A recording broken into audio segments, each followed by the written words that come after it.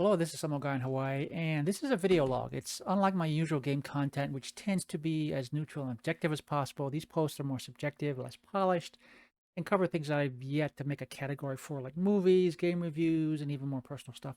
And today, we're looking at Fandango. Okay, Fandango is a 1985 feature film, the first feature film released by Steven Spielberg's Amblin Entertainment Company.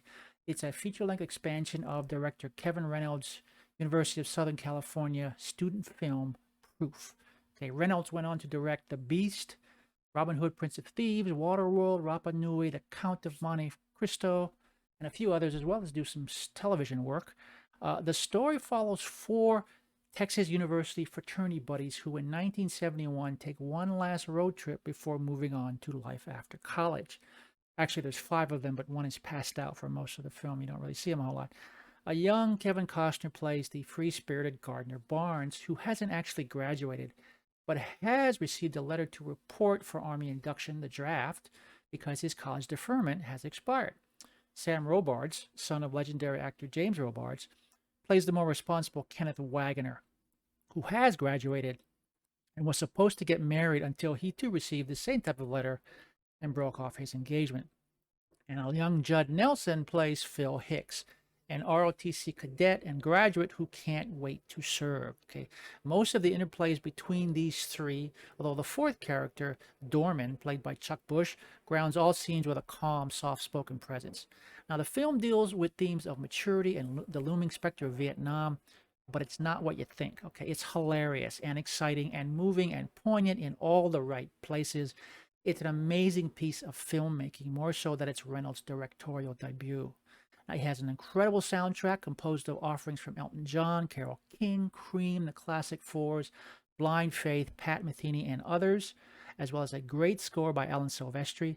And that music is incredibly well integrated into the story from word go. Okay, the somber yet funny post-graduation party opening cuts abruptly to a jaw-dropping title sequence that I don't wish to spoil for you. There's a train sequence. That's all I'm going to say.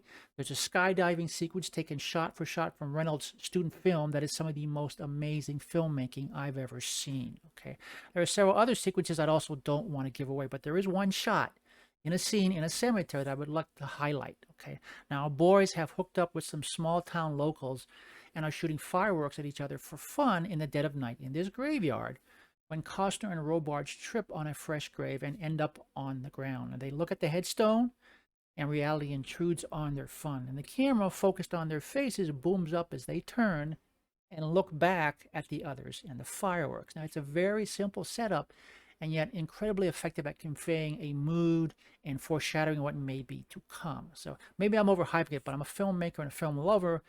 I am still in awe of how that shot works every time I see it. Now, for reasons still unclear, the film was never really properly released by the company back in '85. It did like $100,000 at the box office, but TV and video recordings, or screenings rather, have since turned into kind of a cult classic. Okay, this was not only Reynolds' debut, it was also Costner's debut as a lead actor. This predates The Gunrunner, which was finished before but not released until after Fandango. It's also the acting debut of Susie Amos in a supporting role.